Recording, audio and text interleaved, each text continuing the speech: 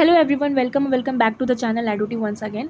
सो आप लोगों के बहुत सारे कमेंट आ रहे थे कि जैसे मैंने केमिस्ट्री और नर्सिंग एप्टीट्यूड के वन शॉट रिवीजन का वीडियो अपलोड किया है, उसी तरह मैं फिजिक्स का भी 100 MCQs का one shot revision video upload करूं, जिसमें जो भी बेसिक क्वेश्चंस हैं जैसे कि फॉर्मूला बेस्ड या फिर यूनिट बेस्ड जो क्वेश्चंस रिपीटेड क्वेश्चन है जो मोस्टली हर साल रिपीट होते हैं, उन क्वेश्चन को यहाँ एक बार में एक ही जगह पर रिवाइज़ करा दूँ। ठीक है, तो ये जो मैं क्वेश्चंस कराने जा रही हूँ ये कोई नए क्वेश्चंस नहीं है, आपको आते हैं, ये मैंने सारे ही पहले वीडियो में आप लोगों को बता रखे हैं। और ये जो क्वेश्चंस हैं ये इजी समझकर आगे नहीं बढ़ना है, ये मैंने पहले भी बोला हुआ है, क्योंकि मैंने पहले भी बताया था केमिस्ट्री वाले वीडियो में भी कि आपका जो पेपर का सीनेट का जो पैटर्न होता है उसमें हाई लेवल क्वेश्चंस के साथ साथ मॉडरेट और ईजी लेवल के क्वेश्चन भी होते हैं, क्योंकि मैंने जैसा पहले भी बोल रखा है कि सीनेट जो होता है वो सारे क्वेश्चन को बैलेंस करके चलता है। सिर्फ वो हाई लेवल क्वेश्चंस रख देगा तो सीनेट का जो पेपर का लेवल है वो डगमगा जाएगा। तो उसे अगर मान लीजिए 24 क्वेश्चन है तो उसमें से अगर वो 15 क्वेश्चन जो भी आपके टफ लेवल के रख रहा है तो बाकी के बचे हुए क्वेश्चन वो मॉडरेट और ईजी लेवल के ही रखेगा। और मोस्ट ऑफ द चांसेस उसके ये होते हैं कि वो पिछले साल के रिपीट क्वेश्चन को ही रिपीट वापस करता है। ठीक है, इसीलिए जो क्वेश्चन बहुत बार रिपीट हुए हैं पिछले 4-5 साल में फिजिक्स से रिलेटेड, वो मैं यहाँ पर आपको सारा एक जगह पर ही रिवाइज़ कर दूँगी, तो आपको इधर उधर अदर वीडियोज़ देखने की ज़रूरत नहीं पड़ेगी। ठीक है, और सबसे बड़ी बात ये कि यहाँ पर जो भी मैं 100 क्वेश्चन आपको रिवाइज़ कराऊंगी यहाँ पर, तो यहाँ पर सारा टॉपिक वाइज से बोल सकते हैं, चैप्टर वाइज यहाँ पे सारे MCQs का कलेक्शन है। फर्स्ट आप देख सकते हो यहाँ पे हीट एंड थर्मोडाइनमिक्स के 20 क्वेश्चन है, उसी तरह मैकेनिक्स के हैं और आपका इलेक्ट्रिक वेव से रिलेटेड है। ठीक है, इसी तरह तो सबसे पहले हमारा हीट एंड थर्मोडाइनमिक्स का है, तो चलिए शुरू करते हैं या रिवाइज़ करना। पहला क्वेश्चन है आपका SI unit of temperature. Temperature का SI यूनिट क्या होता है? आपके ऑप्शंस हैं degree Celsius, kelvin, degree Fahrenheit और जूल। काफ़ी बच्चों का भी ये कन्फ्यूज़न होगा कि सेल्सियस, केल्विन, फ़ारेनहाइट ये सारी टेम्परेचर की यूनिट होती है, लेकिन यहाँ पर आपसे SI यूनिट पूछी है। ठीक है, तो SI यूनिट क्या होती है हमारी? Kelvin. So B option is the correct answer. क्यों? केल्विन स्केल जो होता है वो स्टार्ट होता है एब्सोल्यूट ज़ीरो से, इसीलिए केल्विन जो है वो हमारा SI टेम्परेचर होगा, SI यूनिट होगा टेम्परेचर का। ठीक है, अब यहाँ पे काफ़ी बच्चे सिली मिस्टेक ये कर देते हैं, कोई डिग्री फ़ारेनहाइट लगा देता है, कोई डिग्री सेल्सियस लगा देता है, काफ़ी मोस्ट ऑफ द बच्चे डिग्री सेल्सियस लगा के आते हैं, तो ये सिली मिस्टेक हमें अवॉइड करनी है, इसीलिए हम ये छोटी छोटी चीज़ों को रिवाइज़ करने के लिए मैंने ये वीडियो बनाया। और अगर आपको आता है तो आप लोग फिर भी इस वीडियो को पूरा अटैम्प्ट कीजिए और देखिए कि आप कितना करेक्ट कर पा रहे हो और आपकी प्रिपरेशन कितनी है, मतलब आपको भी चीज़ें याद हैं या आप भी कहीं ना कहीं गलतियां कर रहे हो। ये चीज़ आपको यहाँ पर इस वीडियो में आप खुद को ही इवेल्युएट कर पाओगे और फिर लास्ट में मुझे भी बताना कि आपने 100 में कितना स्कोर किया। ठीक है, उसी तरह फिर चलते हैं नेक्स्ट क्वेश्चन की तरफ। Absolute zero temperature. Absolute zero temperature यानी परम शून्य तापमान क्या होता है? 0 डिग्री सेल्सियस, 273 केल्विन, 0 केल्विन या -100 डिग्री सेल्सियस। तो करेक्ट आंसर क्या होगा? 0 केल्विन। अभी मैंने बताया था जो एब्सोल्यूट ज़ीरो टेम्परेचर क्या होता है वो 0 केल्विन होता है, इसीलिए केल्विन जो क्या है हमारी SI यूनिट है टेम्परेचर की। फिर है यूनिट ऑफ हीट। ऊष्मा की इकाई क्या होती है? जूल, वॉट, वोल्ट या एम्पियर। करेक्ट आंसर क्या होगा? जूल। ठीक है, नेक्स्ट क्वेश्चन है 1 कैलोरी इक्वल्स टू। 1 कैलोरी कितने जूल के बराबर होती है? 2 जूल, 4.186 या 10 या फिर 100। Correct answer B. यहाँ पे डायरेक्ट आपको कुछ वैल्यूज से रिलेटेड क्वेश्चन है कि आपको डायरेक्ट उनकी वैल्यूज़ पता होनी चाहिए, यूनिट पता होनी चाहिए, यूनिट से रिलेटेड क्वेश्चन है, और कुछ फॉर्मूला बेस्ड क्वेश्चन है कि आपको डायरेक्ट फॉर्मूला पता होना चाहिए। और अगर उनसे रिलेटेड न्यूमेरिकल भी आते हैं तो अगर आपको फॉर्मूला पता है तो आपको सीधा वैल्यूज़ दी होंगी, फॉर्मूला में वैल्यूज़ पुट करनी है और अपना आंसर निकालना है। बस यही लेवल होता है फिजिक्स के क्वेश्चंस का, इससे ज़्यादा कुछ नहीं पूछेगा। ठीक है, तो कैलोरी 1 कैलोरी इक्वल टू कितना होता है? 4.186 जूल। तो ये तो आपको लर्न ही करना होगा बाय हार्ट। ठीक है, ये क्वेश्चन सारे पूछे हुए क्वेश्चन है पिछले साल, क्योंकि ये मॉडरेट पैटर्न को डिसाइड करते हैं पेपर का। ठीक है, नेक्स्ट क्वेश्चन है हीट फॉर्मूला यानी ऊष्मा का सूत्र क्या होता है? अभी हमने हीट की यूनिट देखी थी, अब यहाँ पे हीट का फॉर्मूला, तो हीट यानी कि Q इज इक्वल्स टू होता है MC डेल्टा T, इसीलिए करेक्ट आंसर क्या होगा हमारा? B, that is MC delta T। ठीक है, अब यहाँ पे ये कन्फ्यूजन नहीं करना है कि यहाँ पे ये भी सेम ही लग रहा है, लेकिन डेल्टा T रखना है, delta in the sense change. ठीक है, डेल्टा शो करता है चेंज को। ठीक है, यहाँ पे M होता है हमारा मास, C होता है स्पेसिफिक हीट और डेल्टा T क्या होता है? Change in temperature. जबकि ए ऑप्शन में भी MCT लिखा हुआ है, लेकिन यहाँ पे टी ओनली टी है, डेल्टा टी नहीं है, इसीलिए हमारा ए ऑप्शन ना होके B option is the correct answer. ठीक है, और यहाँ पे क्या किसको शो कर रहा है ये भी मैंने बता दिया। एम फॉर मास है, सी फॉर स्पेसिफिक हीट है, T delta T for change in temperature, delta word जो है वो चेंज के लिए। ठीक है, फिर unit of latent heat, latent heat मतलब गुप्त ऊष्मा, गुप्त ऊष्मा की इकाई क्या होती है? तो आपके कुछ ऑप्शंस गिवन है, इसमें से जो आपका करेक्ट आंसर है वो है जूल पर केजी। क्यों? क्योंकि जो लेटेंट हीट होती है वो हीट पर यूनिट मास होती है, हीट पर यूनिट मास। तो हीट की वैल्यू यूनिट होती है जूल और पर यूनिट मास की वैल्यू केजी, इसलिए joule per KG is the unit of latent heat. फिर है बॉइलिंग पॉइंट ऑफ वाटर, जल का उबाल बिंदु क्या होता है? तो ये तो सबको पता है, नॉर्मल सी चीज़ है, 100 डिग्री सेल्सियस। 100 डिग्री सेल्सियस पे आने पर जो है पानी है वो बॉयल करने लगता है, यानी उबलने लगता है। फिर है freezing point of water, freezing point क्या होता है, यानी जल का हिमांक क्या होता है, किस पॉइंट पर वो पानी जमने लगता है? तो वो होता है 0 डिग्री सेल्सियस। ठीक है, फिर है कंडक्शन अकर्स इन, जो चालन होता है वो कहाँ होता है? सॉलिड में, लिक्विड्स में, गैसेस में या वैक्यूम में? करेक्ट आंसर होगा ए, दैट इज सॉलिड में। क्यों?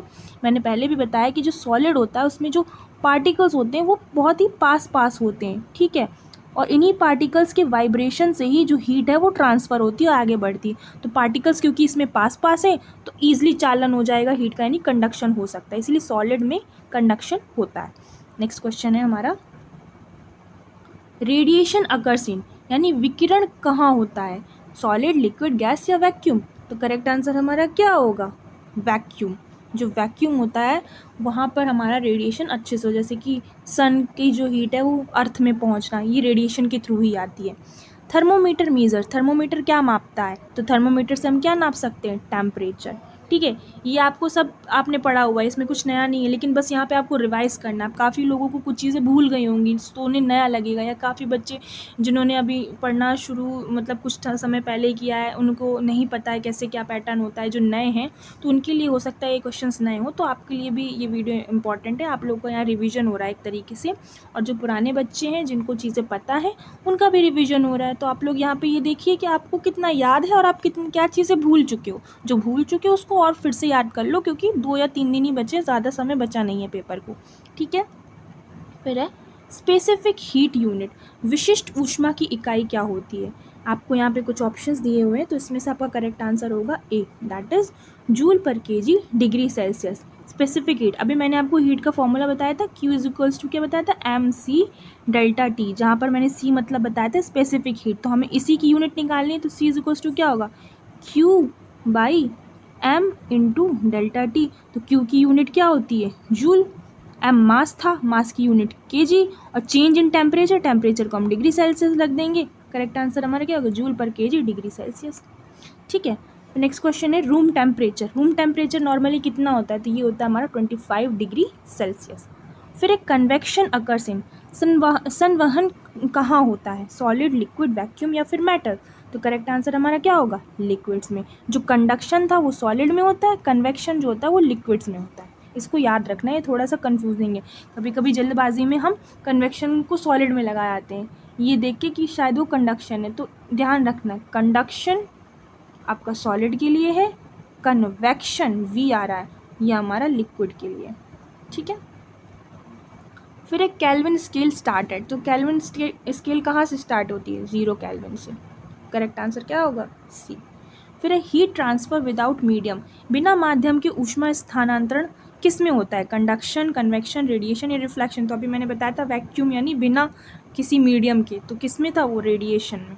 करेक्ट आंसर क्या होगा? रेडिएशन। नेक्स्ट क्वेश्चन है SI unit of specific heat, विशिष्ट ऊष्मा की एसआई यूनिट क्या होती है?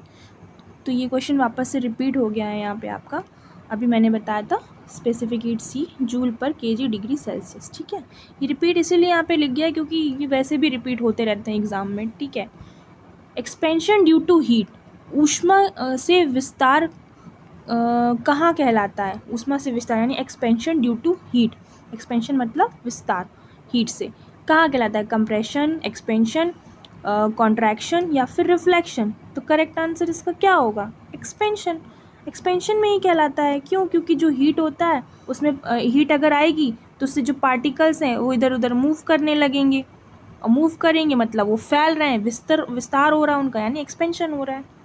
नेक्स्ट क्वेश्चन है डिवाइस टू मेजर हीट, ऊष्मा मापने का यंत्र क्या होता है? थर्मोमीटर, कैलोरीमीटर, बैरोमीटर है, वोल्टमीटर। तो ऊष्मा यानी हीट, हीट की यूनिट हमारी कैलोरी भी होती है, जूल भी होती है, तो कैलोरी से ही उसका नाम है कैलोरीमीटर। ठीक है। फिर ह्यूमन बॉडी टेम्परेचर, जो मानव शरीर का तापमान होता है वो कितना होता है? 37 डिग्री सेल्सियस। यही अगर फ़ारेनहाइट डिग्री में पूछा होता तो आपका हो जाता आंसर 98.6 डिग्री फ़ारेनहाइट। ठीक है, तो दोनों ही वैल्यू याद होनी चाहिए, किसी भी यूनिट में पूछ सकता है। फिर हमारे नेक्स्ट क्वेश्चन मैकेनिक्स के आ जाते हैं। अभी तक हमने हीट एंड थर्मोडायनेमिक्स से रिलेटेड क्वेश्चन पढ़े, अब यहाँ पे आता है मैकेनिक्स पार्ट। मैकेनिक्स में आपका यूनिट से रिलेटेड बहुत क्वेश्चन पूछ जाते हैं हर साल। ये ऐसा यूनिट ऑफ फोर्स बहुत इजी है, ज़बान पे रटा होगा, लेकिन आप मेरे से लिखवा के ले लो, ये 5 साल में हर बार रिपीट होता है, हुआ है। ठीक है, और भी अदर एग्ज़ाम्स एम्स वगैरह में भी तो ये पूछ लिया जाता है। ठीक है, तो इस तरह के बेसिक क्वेश्चंस बहुत रिपीट होने वाले क्वेश्चन है, इसलिए यहाँ पे बस एक रिवीजन करा रही हूँ आपको। आपको आता है आई नो, लेकिन आप जल्दी से एक बार रिवाइज कर लोगे, रिकॉल कर लोगे चीज़ों को, तो ये आपका बेनिफिशियल है आपके लिए, क्योंकि एग्ज़ाम पास में। फिर ऐसा यूनिट ऑफ फोर्स यहाँ पे क्या है? न्यूटन।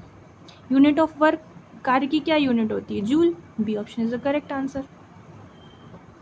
फिर इसके बाद हम आगे क्वेश्चन हमारा है formula of force is, force का फॉर्मूला क्या होता है? तो फोर्स का फॉर्मूला सबको पता है, फिजिकल्स टू एम है, जिसमें एम मास होता है, ए एक्सेलरेशन होता है। फिर यूनिट ऑफ पावर, पावर की यूनिट यानी शक्ति की यूनिट क्या होती है? Watt. B option is the correct answer. फिर मोमेंटम में संवेग क्या है? तो मोमेंटम यानी delta P is equals to M into V, यानी मास इंटू वेलोसिटी, तो B option is the correct answer. फिर नेक्स्ट क्वेश्चन है यूनिट ऑफ मोमेंटम, संवेग की इकाई क्या है? तो अभी मैंने क्या बताया, delta P is equals to क्या होता है? एम इंटू वी, मास क्या होता है? के जी, और वेलोसिटी की यूनिट क्या होती है? मीटर पर सेकेंड, तो के जी metre per second is the answer A. फिर एसेलरेशन ड्यू टू ग्रेविटी यानी गुरुत्व त्वरण कितना होता है? तो एसेलरेशन ड्यू टू ग्रेविटी यानी स्मॉल जी की वैल्यू क्या होती है? 9.8 मीटर पर सेकेंड स्क्वायर। ये वैल्यू, ये क्वेश्चन भी बहुत पूछा जाता है, स्मॉल जी की वैल्यू क्या होती है।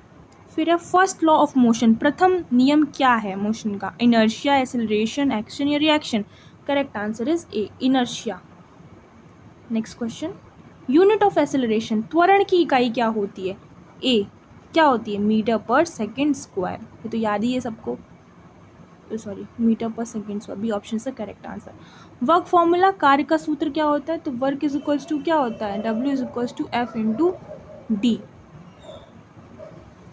देन हमारा नेक्स्ट क्वेश्चन है एनर्जी की यूनिट क्या होती है पूछ रहा है। तो एनर्जी की यूनिट अभी मैंने बताया था जूल होती है।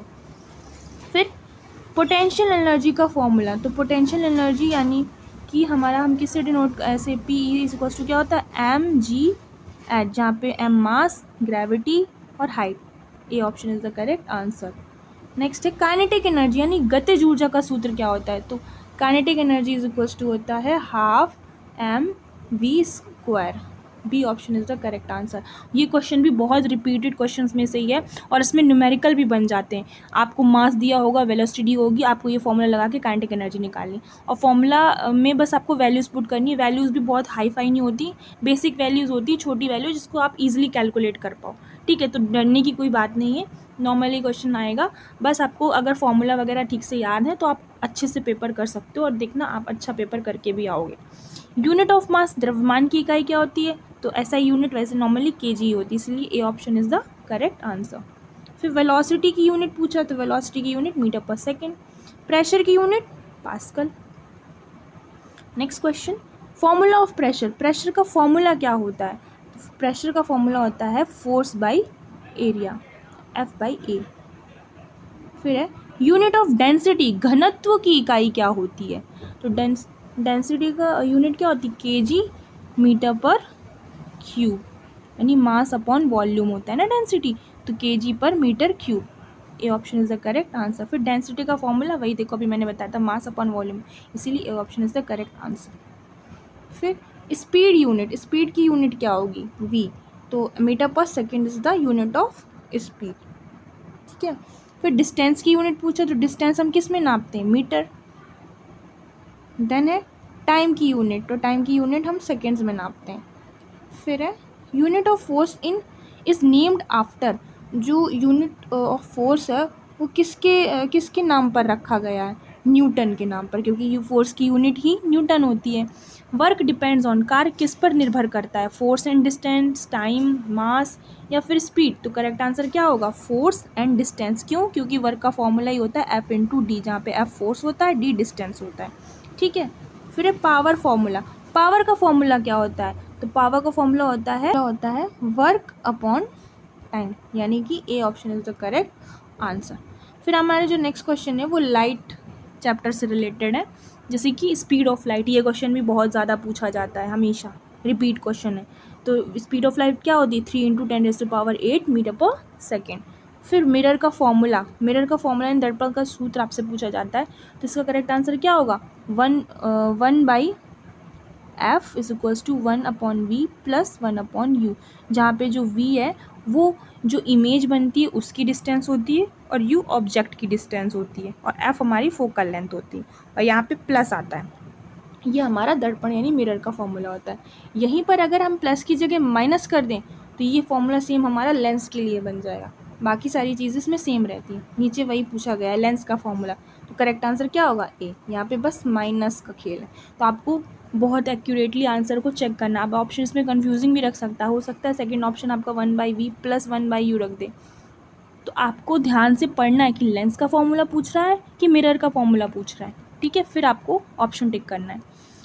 फिर है unit of focal length. Focal length की यूनिट क्या होती है? तो ये होती है मीटर। फिर एक कन्वेक्स लेंस इज, यानी उत्तल लेंस क्या है? कन्वर्जिंग, डाइवर्जिंग, प्लेन या फिर reflecting?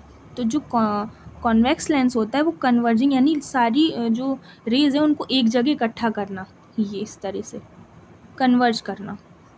Correct answer is A. Then next question है कनकेव लेंस। अवतल लेंस क्या होता है? डाइवर्जिंग, कन्वर्जिंग या प्लेन या रिफ्लेक्टिंग? करेक्ट आंसर होगा हमारा ए, दैट इज डाइवर्जिंग। जो कनकेव लेंस होता है उसका काम होता है जो भी लाइट्स आ रही हैं उनको डाइवर्ट करना, डाइवर्जन, इसीलिए diverging is the correct option. फिर है प्लेन मिरर फॉर्म। समतल दर्पण क्या बनाता है? Virtual image, real image, inverted या फिर लार्ज इमेज? करेक्ट आंसर होगा ए, वर्चुअल इमेज।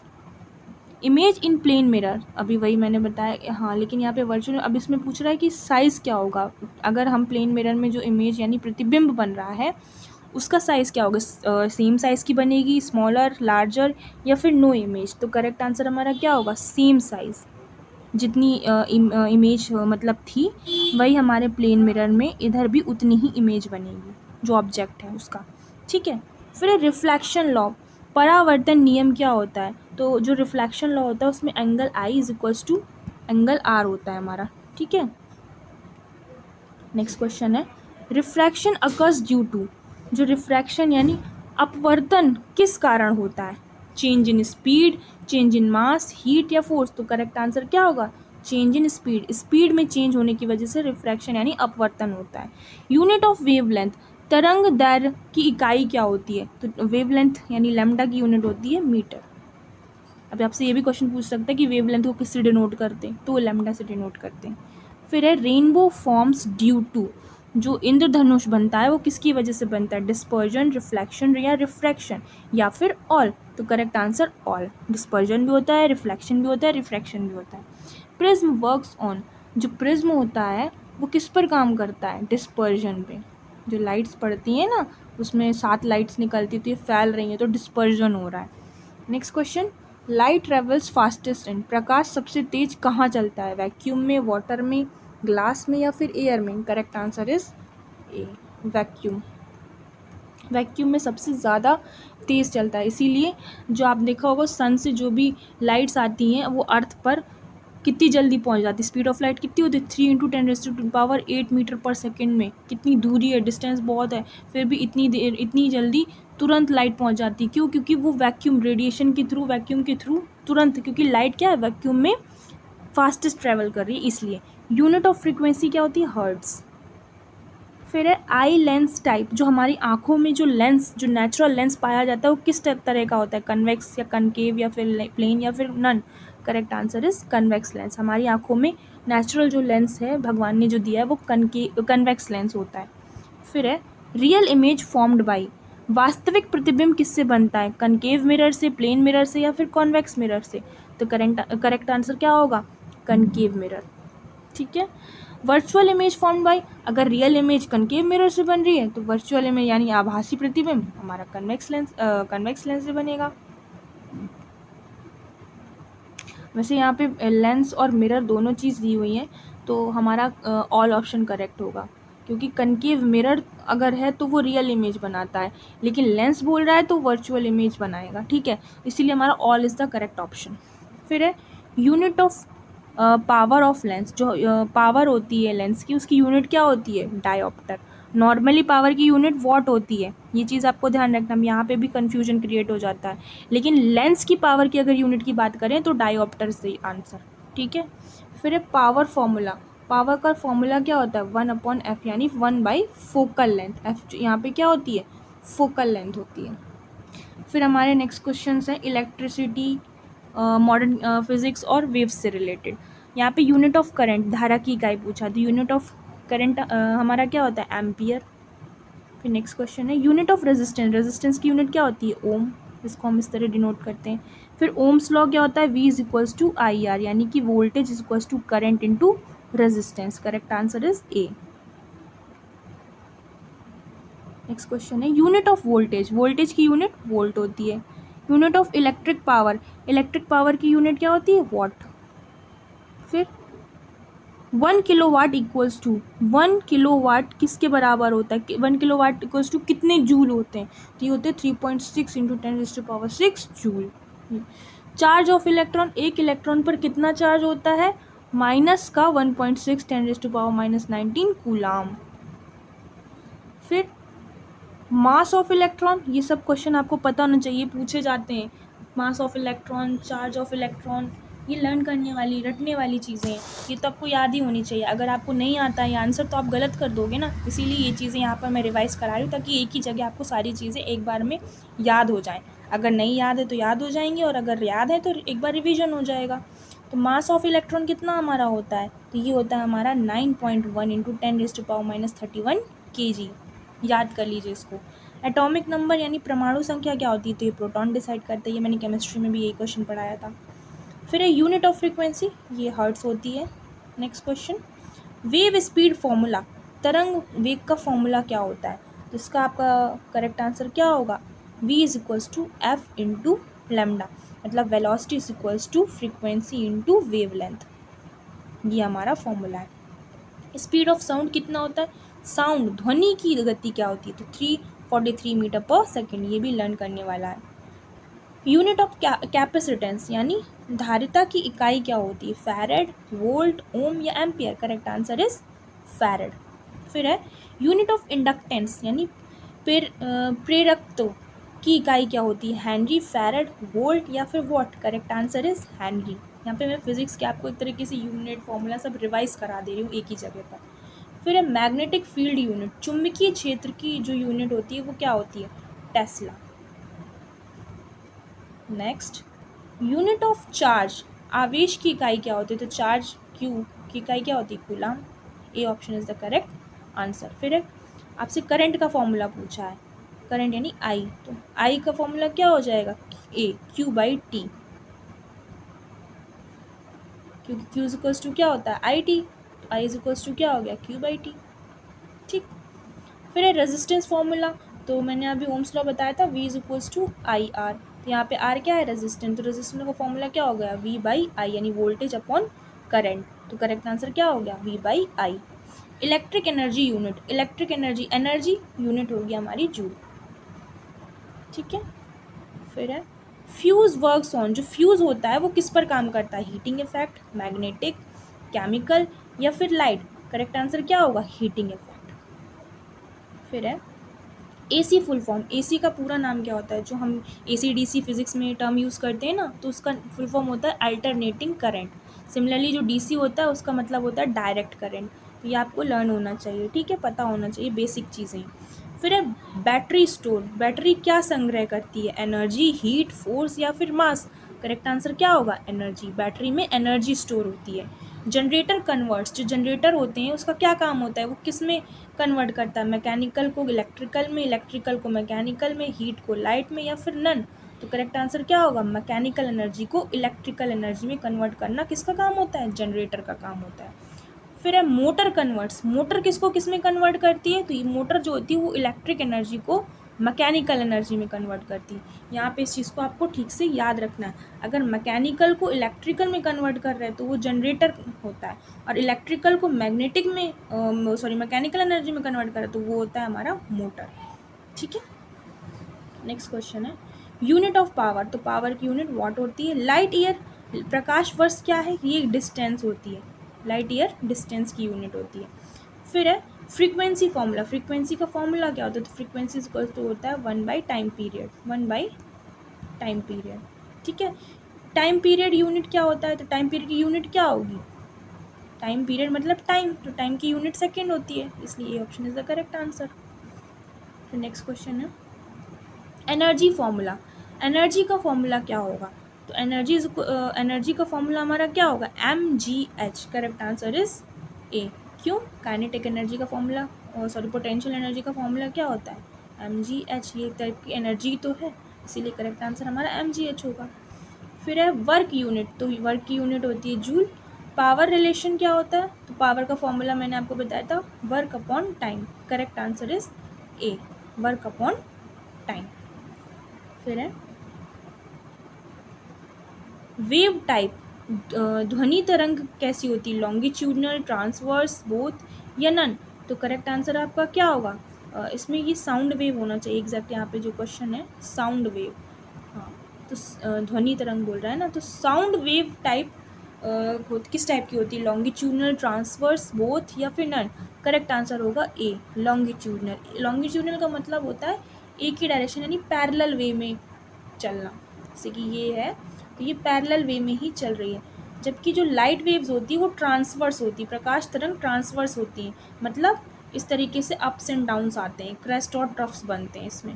तो इस तरीके से अगर वेव्स है तो उसको हम ट्रांसवर्स वेव बोलते हैं, जो कि हमारी लाइट वेव में बनती है, प्रकाश तरंग होती है।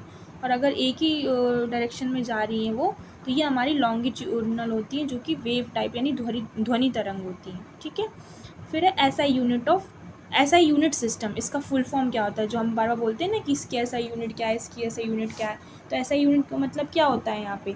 International system. ठीक है, correct answer is A, international system. So these are all 100 MCQs, जहाँ पर मैंने आपको बेसिक चीज़ें रिवाइज कराई हैं। ऑल्दो आप ये मत समझिए कि ये क्वेश्चन नहीं आते, ये सारे क्वेश्चन आपके प्रीवियस ईयर आस्ट क्वेश्चन ही हैं, कुछ ऐसा नया नहीं बताया मैंने। इसीलिए इन क्वेश्चंस को रिवाइज कराना इंपॉर्टेंट था, क्योंकि एग्ज़ाम पास में ही है, इसीलिए अच्छा होगा अगर आप सारी चीज़ें इनको रिकॉल कर लो। So this is all about today's video. I hope आपको वीडियो अच्छा लगा होगा। Thank you so much for watching this.